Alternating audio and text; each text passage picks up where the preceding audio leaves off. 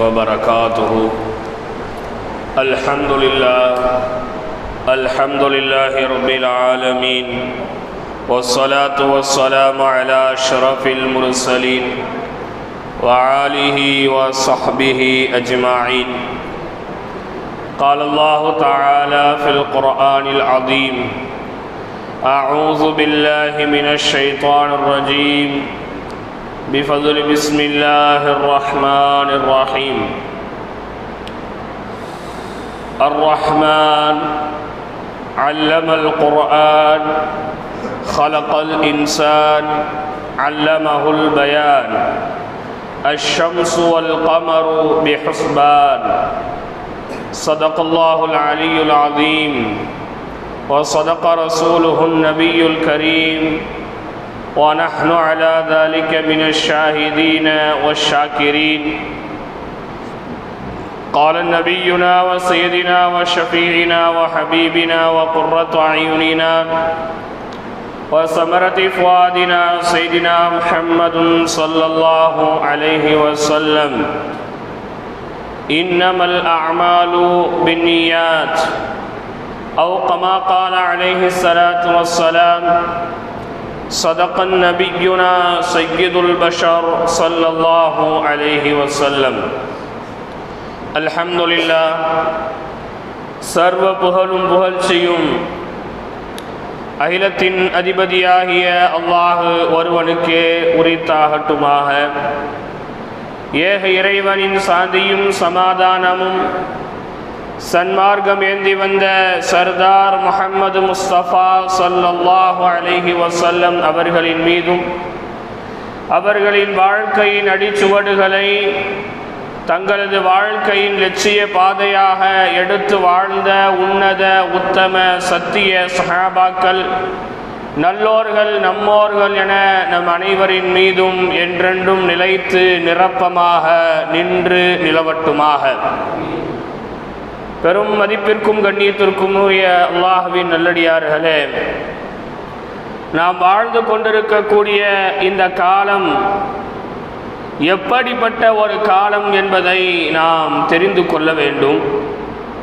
நாம் வாழக்கூடிய இந்த காலம்தான் கியாமத்து நாளுக்கு மிக அருகாமையில் இருக்கக்கூடிய காலம். அல்லாஹ்வின் தூதர் ஸல்லல்லாஹு அலைஹி வஸல்லம் அவர்கள் கியாமத்து நாளை குறித்து சஹாபாக்களுக்கு விவரிக்கும் போது, எனக்கும் என்னுடைய கியாமத்து நாளுக்கும் இவ்வளவுதான் இடைவெளி இருக்கிறது என்று இந்த 2 விரல்களை காமித்தார்கள். இந்த இடைவெளியில்தான் என் சமூக மக்களும் கியாமத்து நாளும் இருந்து கொண்டிருக்கிறது. இந்த இடைவெளி மிக விரைவில் இப்படி ஒன்றாக இணைந்துவிடும் என்று அல்லாஹ்வின் தூதர் அவர்கள் சைக்கினையோடு சஹாபாக்களுக்கு கியாமத்து நாளை குறித்து அறிவிப்பு செய்தார்கள். சஹாபாக்கள் கேட்டார்கள், இந்த இடைவெளி ஒன்றாக இணைவதற்கு எத்தனை ஆண்டுகள் ஆகும்? இந்த இடைவேளை ஒன்றாக சேருவதற்கு எத்தனை ஆண்டுகள் ஆகும்? அல்லாஹ்வின் தூதர் சொன்னார்கள், அதை அல்லாஹ் மட்டுமே அறிவான். இருந்தாலும் கியாமத்து நாளுக்கென்று ஏராளமான அடையாளங்கள் வந்து கொண்டிருக்கும் என்று அல்லாஹ்வின் தூதர் அவர்கள் கியாமத்து நாளை குறித்து எண்ணிலடங்காத அடையாளங்களை சொன்னார்கள் அல்லவா? அந்த அடையாளங்கள் எல்லாம் இன்றைக்கு உலகத்தில் பல்வேறு இடங்களில் மிக பகிரங்கமாக வெளிப்பட்டு கொண்டிருக்கிறது. அந்த வெளிப்பாடினுடைய தாக்கம் தான் இன்றைக்கு மனிதன் இயற்கையை கண்டு அச்சப்படக்கூடிய ஒரு சூழல் ஏற்பட்டிருக்கிறது. அல்லாஹ் காப்பாற்ற வேண்டும். எந்த ஆண்டும் இல்லாத வெயில், எந்த ஆண்டுமே இருக்காத ஒரு வெயில் இந்த ஆண்டு கடுமையாக இருக்கிறது. வானிலை ஆராய்ச்சியாளர்கள் வானிலை அறிக்கை விடக்கூடியவர்கள் இந்த வெயிலின் வெப்பத்தை கண்டு அச்சப்படுகின்றார்கள். இந்த பூமி சேட்டலைட்டில் போட்டோ எடுக்கும் போது இந்த வெயில் நேரத்தில் எப்படி தெரியுமா இருக்கிறது? நல்ல வேகமாக எரியக்கூடிய நெருப்பில் ஒரு இரும்பு துண்டையோ அல்லது நல்ல ஒரு நாணயத்தையோ போட்டுவிட்டு அந்த இரும்பை வெளியே எடுத்தால் அது எப்படி சிவப்பு நிறத்தில் கதகதவென்று இருக்குமோ அந்த நிறத்தில் இன்றைக்கு பூமி இருந்து கொண்டிருக்கிறது. அந்த நிறத்தில் இன்றைக்கு பூமி இருந்து கொண்டிருக்கிறது. ஆராய்ச்சியாளர்கள் சொல்கின்றார்கள், மேகங்கள் சூரிய வெப்பத்தினால் மிகுந்த பாதிப்புக்கு உள்ளாகி இருக்கிறது, சந்திரன் பாதிப்புக்கு உள்ளாகி இருக்கிறது, பூமி அதிக அளவு பாதிப்புக்கு உள்ளாகி இருக்கிறது. உலகத்தில் இருக்கக்கூடிய எல்லா கடல் நீர்களும் வெயிலின் காரணமாக ஆவியாக மேலே செல்கின்றது. ஆனால் செல்லக்கூடியது முழுமையாக வானத்தை அடையவில்லை. மேலே செல்லக்கூடிய அந்த வெப்பம் அப்படியே கரைந்து விடுகிறது. அது முழுமையாக மேல போச்சுன்னு சொன்னா மழை பெய்யறதுக்கான வாய்ப்பு இருக்கு. முழுமையாக மேல போன்னு சொன்னா மழை பெய்யறதுக்கான வாய்ப்புகள் இருக்கு. கடல் நீர்கள் எல்லாம், கடலில் இருக்கக்கூடிய மீன்கள் எல்லாம், கடலுக்குள் வசிக்கக்கூடிய எல்லா ஜீவராசிகளும் இந்த வெப்பத்தின் காரணமாக செத்து மடிந்து கொண்டிருக்கிறது. இன்னும் கொஞ்ச நாள் இந்த வெயில் தொடர்ச்சியாக நீடித்தால், ஆராய்ச்சியாளர்கள் சொல்கின்றார்கள், இன்று காலையில் வந்த செய்தி, இந்த வெயில் இன்னும் 10 நாளோ 20 நாளோ இப்படியே தொடர்ந்து நீடித்தால் இந்த வெயிலினுடைய பாதிப்பினால் ஏராளமான முதியோர்கள் உயிரிழப்பதற்கு வாய்ப்பு இருக்கிறது. சிறார்களுக்கு கடுமையான நோய் தாக்குவதற்கு வாய்ப்பு இருக்கிறது. இந்த வெயிலினுடைய செல்சியஸ் டிகிரி எவ்வளவு இருக்குங்கிறத ஒரு நாளைக்கு முழுமையாக கண்டுபிடிக்க முடியல. காலையில 12 மணிக்கு அடிக்க வேண்டிய வெயில், மதியம் 12 மணிக்கு அடிக்க வேண்டிய வெயிலினுடைய வெப்பம் காலையில் 9 மணிக்கே இருக்கிறது. எவ்வளவு செல்சியஸ் டிகிரியில் என்ன செய்யுது, வெயில் போகுதுன்னு தெரிய மாட்டேங்குதுன்னு சொல்லி இன்றைக்கு அறிவியல் ஆராய்ச்சியாளர்கள் சொல்கின்றார்கள். அதே நேரத்தில் பார்த்தோம் என்றால் துபாயில் அலைக்கடலிடம் மழை பெய்து அங்கே இருக்கக்கூடிய எல்லா இடங்களும் சேதமடைந்து அவர்களுடைய வாழ்வாதாரமே இழந்து போரும் அளவிற்கு வெயில் அங்கே மழை பெய்து கொண்டிருக்கிறது. இப்படி இயற்கையினுடைய சீற்றம் இன்றைக்கு மனிதனுடைய வாழ்க்கையை பாதிப்புக்கு உள்ளாக்கி கொண்டே இருக்கிறது. இதற்கான காரணம் என்ன தெரியுமா? அல்லாஹ்வின் தூதர் அவர்கள் சொன்னார்கள், கியாமத்தினுடைய அடையாளங்கள் வெளிப்படும் போது உலகத்தின் சீற்றங்கள் மாறிக்கொண்டே இருக்கும். எந்த அளவிற்கு? சூரியன் வழமையாக மேற்கே உதித்தால் கிழக்கே உதிக்கும் அளவிற்கு இயற்கை சீற்றம் மாறிவிடும். அல்லாஹ்வின் தூதர் சொன்னார்கள், கடுமையான மழை பெய்யும், கடுமையான இடிகள் இடிக்கும். இருள் சூழ்ந்த நேரத்தில் மனிதர்கள் எல்லாம் அமைதியாக உறங்கிக் கொண்டிருப்பார்கள். காலையில் எழுந்து பார்த்தால் அவர்களுடைய வாழ்வாதாரம் இலக்கடிக்கப்பட்டிருக்கும், அவர்களுடைய சொத்துகள் அழிக்கப்பட்டிருக்கும், அவர்களுடைய பிள்ளைகள் இறக்கப்பட்டிருக்கும். இப்படியான மழை, வெயில், காற்று என இயற்கையை கொண்டு மனிதனை அல்லாஹ் சோதித்துக் கொண்டே இருப்பான். எப்போது? கியாமத்தினுடைய அடையாளங்கள் வெளிப்படும் போது. எவ்வளவு அடையாளங்கள் ரசூல் ஸல்லல்லாஹு அலைஹி வஸல்லம் சொன்னாங்க. முதல் அடையாளமாக சொன்னார்கள், சென்ற வாரமே நான் சொன்னேன், யர்ஃபஉல் இல்மு, மார்க்க கல்வி உயர்த்தப்பட்டு விடும் என்று அல்லாஹ்வின் தூதர் சொன்னார்களே. இன்றைக்கு மார்க்க கல்வியினுடைய தரம் உலக அளவில் நாம் பார்க்கும் போது இன்றைக்கு அதிகரிப்பதை போன்று தெரிகிறதே தவிர உண்மையில் அதிகரித்திருக்கிறதா என்று கேட்டால் இல்லை. இன்றைக்கு எங்க பார்த்தாலும் மதரசா, எந்த மூளை முடுக்குகளை பார்த்தாலும் பெண்கள் மதரசா, ஆண்கள் மதரசா, மதரசாவிற்கென வசூல் என எல்லா இடங்களிலும் இன்னைக்கு மதரசா அதிகரிச்சிருக்கு. மதரசா அதிகரிச்சிருக்குன்னு சொன்னா மார்க்க கல்வி அதிகரிச்சிருச்சுன்னு நம்ம தப்பா விளங்கக்கூடாது. இன்றைக்கு மதரசாக்களை கொண்டு, பள்ளிவாசல்களை கொண்டு பொருளாதாரம் தேடக்கூடியவர்கள், பணம் சம்பாதிக்க கூடியவர்கள் தான் அதிகமாக மாறிவிட்டார்கள். அல்லாஹ் காப்பாற்ற வேண்டும். இன்று காலை கூட நடந்த ஒரு நிகழ்வு என்ன தெரியுமா? 20 பிள்ளைகள் படிக்கின்றார்கள் என்று சொல்லி மிகப்பெரிய ஒரு நோட்டீஸ்ல மிகப்பெரிய ஒரு போட்டோ எடுத்து அது ரொம்ப பயங்கரமா காமிச்சு இன்றைக்கு ஊர் ஊராக வசூல் செய்யக்கூடியவர்கள் அதிகரித்து கொண்டே இருக்கின்றார்கள். நடக்காத மதரசா, கட்டப்படாத மதரசா, இனி கட்ட போற மதரசா, விடுமுறை அளிக்கப்பட்ட மதரசா, தொடங்கப்படக்கூடிய மதரசா என்று சொல்லி மதரசாக்களுடைய பெயர்களை தான் இன்றைக்கு சொல்கின்றார்களே தவிர அங்கெல்லாம் உண்மையில் மதரசா நடக்கிறதா கேட்டால் நிச்சயமாக பல இடங்களில் நடப்பது இல்லை. மார்க்க கல்வியை கொண்டு இன்றைக்கு பணம் சம்பாதிப்பவர்கள் அதிகமாயிட்டாங்க. மதரசா பெயர்களை சொல்லி வசூல், பெண்கள் மதரசாவின் பெயர்களை சொல்லி வசூல். நாம் அவர்களுக்கு உதவுகின்றோம், நமது உதவியை அல்லாஹ் ஏற்றுக்கொள்வான், அது வேறு விஷயம்.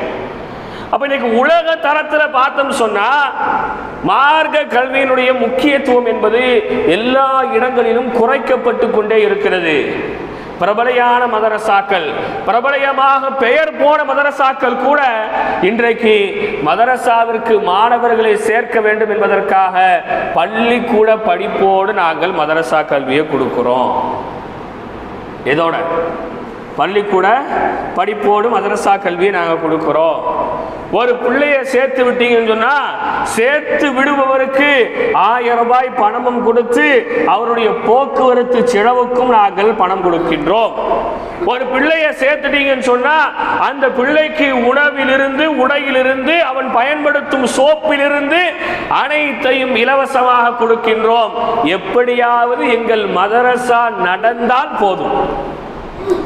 பல இடங்கள் மாறி போச்சு. இன்றைக்கு மாணவர்கள் உள்ளே இருசக்கர வாகனங்கள் பயன்படுத்திக் கொள்ளலாம், செல்போன்கள் பயன்படுத்திக் கொள்ளலாம், கலர் ஆடைகள் அணிந்து கொள்ளலாம், அவர்கள் எந்த கொள்கையில் வேண்டுமென்றாலும் எப்படி வேண்டுமென்றாலும் இருக்கலாம், நினைத்த நேரத்தில் அவர்கள் விடுமுறை அளித்துக் கொள்ளலாம், எடுத்துக் கொள்ளலாம் என்று பல சலுகைகளை இன்றைக்கு கொட்டி கொடுக்கிறது.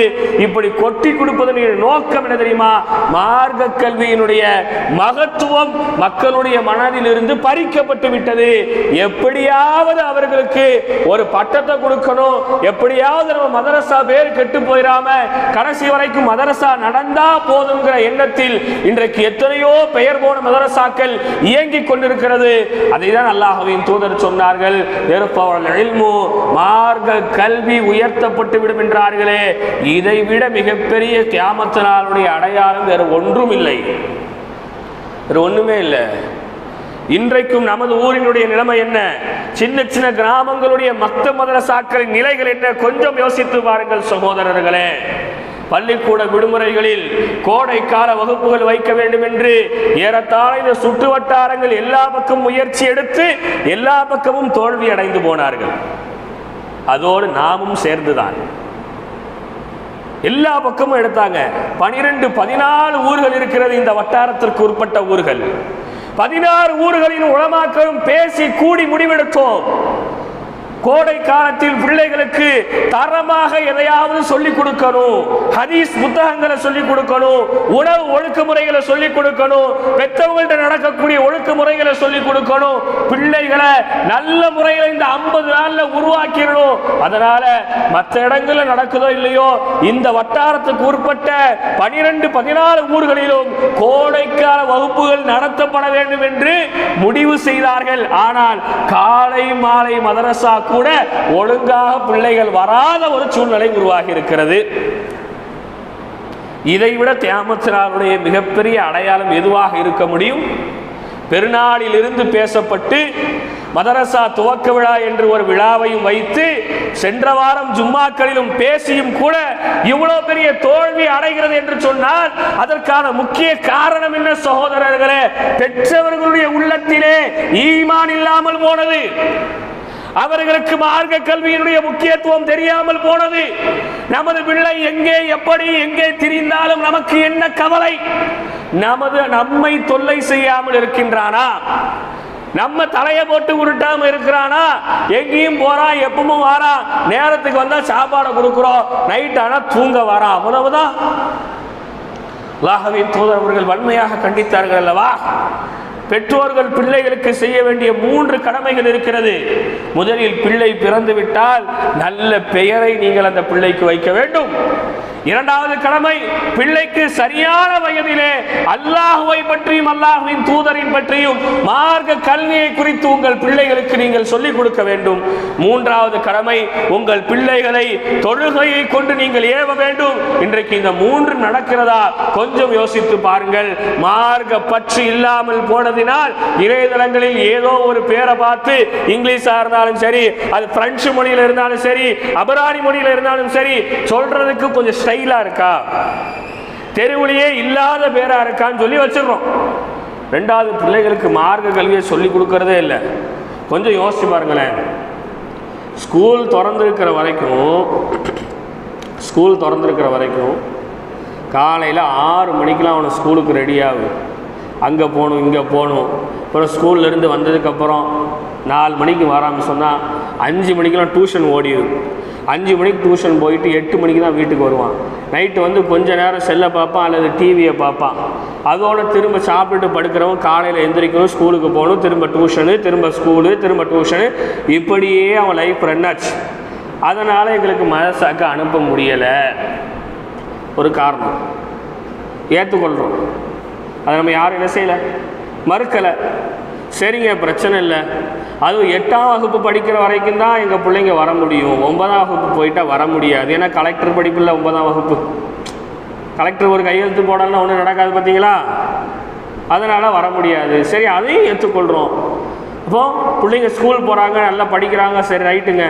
ஸ்கூல் லீவு டயத்துலையாவது மதரசா ஒழுங்காக அனுப்புங்க, நல்லா நாங்கள் சொல்லிக் கொடுக்குறோன்னு சொல்லி கூட ஸ்கூல் லீவ் விட்டதுக்கு அப்புறம் என்ன தெரியுமா, ஸ்கூல் லீவ் விட்டாங்க, மாமி வீட்டுக்கு போனோம், அங்கே சொந்தக்காரங்க வீட்டுக்கெலாம் போனோம், ஒரு வாரம் லீவு, முக்கூடல் போகணும், குற்றாலம் போகணும், தென்காசிக்கு போகணும், ஒரு 4 நாள் லீவு.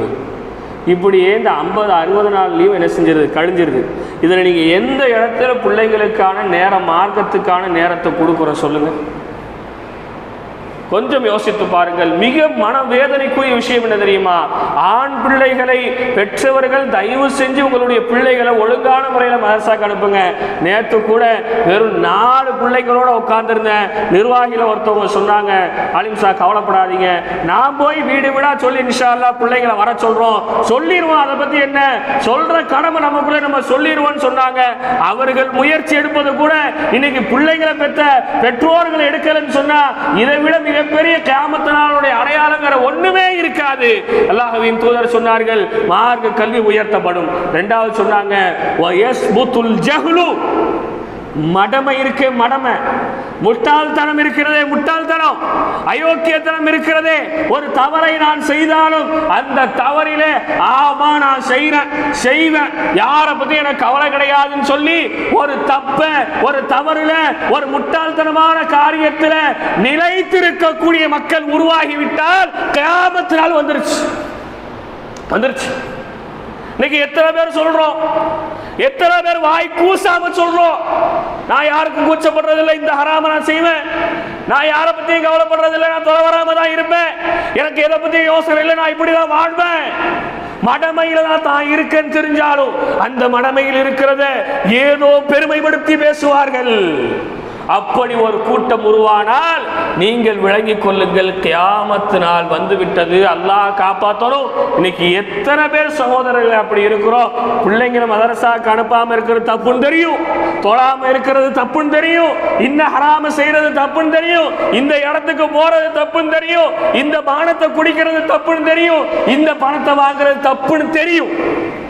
யாருக்கா தெரியாம இருக்குமா? யாருக்கா நமக்கு நம்மள யாருக்கா தெரியாம இருக்குமா? தெரியும். தெரிந்தாலும் நான் இப்படித்தான் இருப்பேன். முட்டாள்தனத்திலே நிலைக்கக்கூடிய மக்கள் உருவானால், மடமையில் நிலைக்கக்கூடிய மக்கள் உருவானால் நீங்கள் விளங்கிக் கொள்ளுங்கள், கியாமத் நாளுடைய மிக சமீபத்தில் இருக்கிறீர்கள். அதெல்லாம் இன்னைக்கு வெளிப்பட்டதனாலதான் இன்னைக்கு இயற்கை நம்மளை வாழ விடாமல் சாகடித்துக் கொண்டிருக்கிறது. அடுத்து பெருமானார் ஸல்லல்லாஹு சொன்னாங்க, வயுஷ்ரபுல் ஹம்ரு, மது அருந்தக்கூடியவர்கள் அதிகரித்துக் கொண்டிருப்பார்கள். இன்பமா இருந்தாலும் அடிக்கிறான், துன்பமா இருந்தாலும் அடிக்கிறான், சந்தோஷமா இருந்தாலும் அடிக்கிறான், காசு இருந்தாலும் அடிக்கிறான், காசு இல்லைனாலும் அடிக்கிறான், கடன்ல இருந்தாலும் அடிக்கிறான், கடன்ல இல்லைன்னா கடன் வாங்கி அடிக்கிறான். நீங்க என்னென்ன காரணங்களை சொல்லி அல்லாஹ் காப்பாற்ற வேண்டும், என்னென்ன காரணங்களை சொல்லி மது அருந்துகின்றோம்.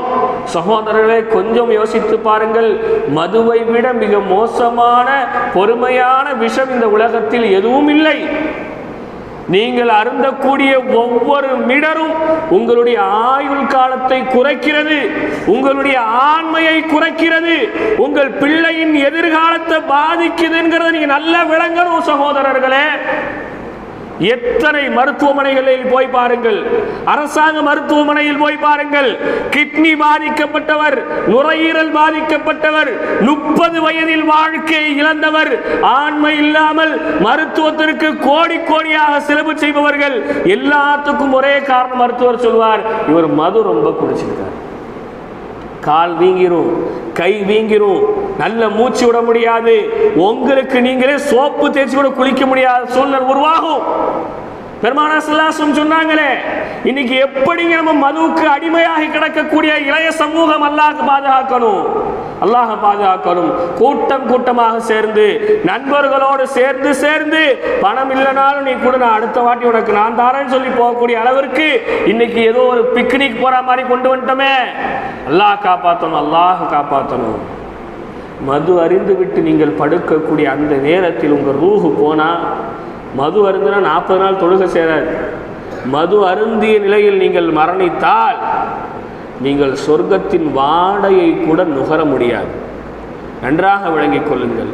யார் இந்த உலகத்தின் மதுவின் வாடையை நுகர்வாரோ, மதுவை உட்கொள்வாரோ, அவர் சொர்க்கத்தின் வாடையை நுகர முடியாது. சொர்க்கத்தில் இருக்கக்கூடிய எந்த நீரையும் அவர் அருந்தவே முடியாது. பெருமானார் ஸல்லல்லாஹு அலைஹி வஸல்லம் சொன்னாங்க, சில மனிதர்கள் சொர்க்கத்தின் திசையை கூட அறிய மாட்டார்கள். சஹாபாக்கள் கேட்டார்கள், யார் யார் ரசூலுல்லாஹ்?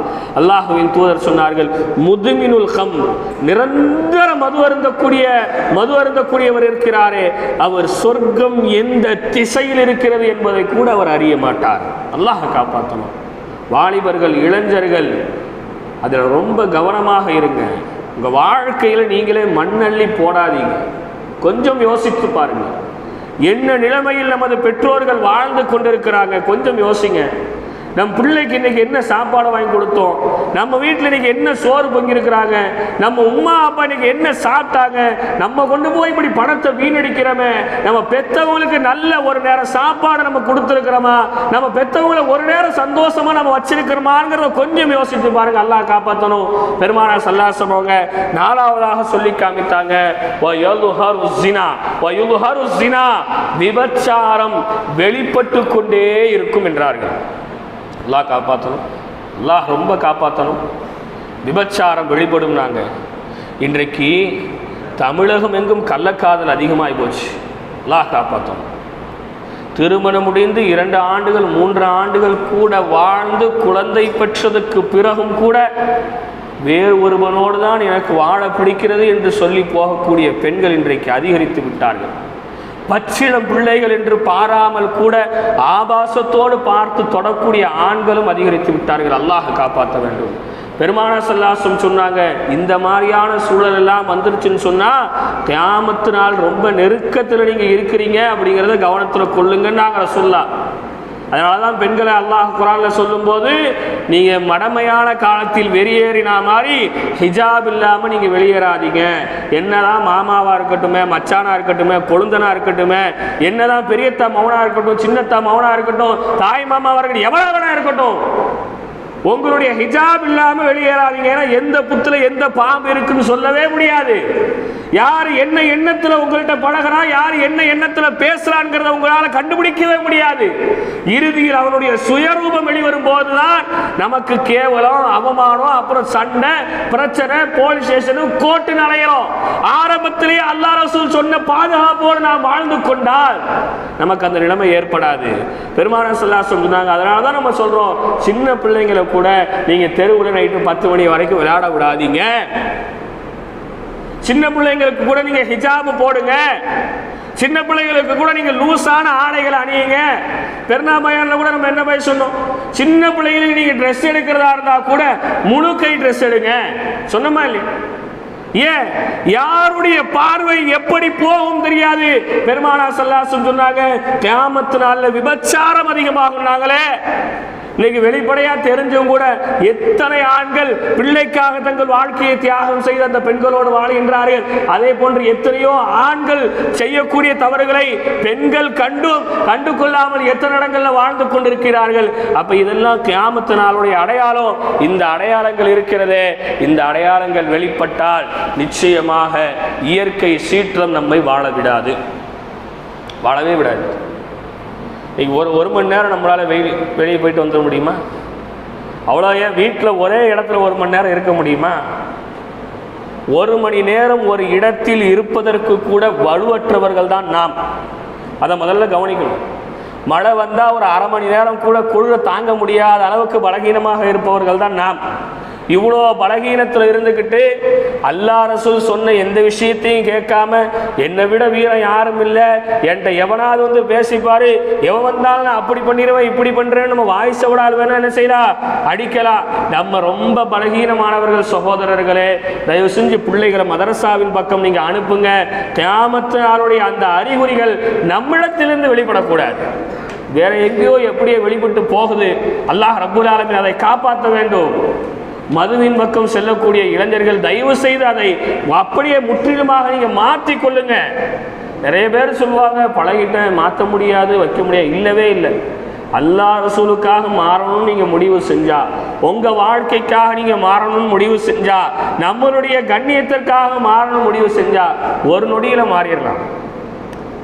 நாயகம் ஸல்லல்லாஹு அலைஹி வஸல்லம் நபியாக அனுப்பப்படுறதுக்கு முன்னாடி மக்காவில் இருக்கக்கூடிய அனைவர்களும் வீட்டில் உணவுப் பொருட்களை சேகரித்து வைக்கிறத விட, பருப்பு கோதுமையில சேகரித்து வைக்கிறத விட மதுபானங்களை தான் சேகரித்து வச்சாங்க.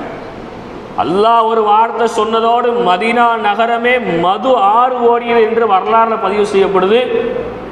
மதீனா நகரமே மது ஆறால் ஓடியது, அந்த அளவுக்கு மது வச்சிருந்தாங்க. அல்லாஹ் ரசூல் சொன்ன ஒரு நொடியில அவ்வளத்தையும் கொட்டி கவிழ்த்துறாங்க. மாறணும் முடிவு பண்ணா ரொம்ப வேகமாக மாறிடலாம். ஆனா பழகும் போது மட்டும் எனக்கு இது புதுசு, என்னால் பழக முடியாதுன்னு யாரும் ஆயத்தோரன்னு சொல்றது இல்லை. பழகும் போது மட்டும் மூக்கை மூடிக்கிட்டோ, நாக்கை மூடிக்கிட்டோ, கண்ணை மூடிக்கிட்டோ கருமை எப்படியோ பழகி தொலைஞ்சிடுறது. அதுவும் கொஞ்சம் கொஞ்சமான பழகி தொலைகிறது இல்லை, மொத்தமாகவே பழகி செஞ்சிடுறது, தொலைஞ்சிடுது. ஆனால் விடும்போது என்னவா, அதுல இருந்து இதுக்கு வரணுமா, இதுல இருந்து இதுக்கு வரணுமா, அப்புறம் மூடியில் வரணுமா, அப்புறம் மோந்து பார்க்கணுமா, அது டைலாக் வேற வைக்காங்க. அல்லாஹ் காப்பாற்று. அப்ப இந்த மாதிரியான அடையாளங்கள் இருக்கிறது. இது கியாமத் நாளுடைய அடையாளம். கொஞ்சம் யோசிச்சு பாருங்க. இதெல்லாம் தனி மனிதனுடைய வாழ்க்கையிலிருந்து வெளியே வரக்கூடாதுன்னு ஒவ்வொருத்தவங்களும் நினைக்கணும். நான் இப்படி இருக்கக்கூடாதுன்னு ஒரு தனி மனிதன் நினைக்கும் போது அது ஒரு சமூக மாற்றமாக மாறும். ஒரு சமூக மாற்றமாக மாறும் போது அது ஒரு ஊரினுடைய மாற்றமாக மாறும். அது ஒரு ஊரினுடைய மாற்றமாக மாறினால் நிச்சயமாக அந்த ஊர் அல்லாஹ்வின் அதாபை விட்டு, வேதனையை விட்டும் பாதுகாக்கப்படும் என்பதில் எவ்வித சந்தேகம் இல்லை. வாழக்கூடிய காலங்களில் அல்லாஹ் ரசூலுக்கு முழுமையாக கட்டுப்பட்டு வாழக்கூடிய நன்மக்களாக அல்லாஹ் நம் அனைவரையும் ஆக்கி அருள் புரிவானாக. வாஹிரு தஅவானா அல்ஹம்துலில்லாஹி ரப்பில் ஆலமீன். அஸ்ஸலாமு அலைக்கும் வரஹ்மத்துல்லாஹி தஆலா வபரகாத்துஹு.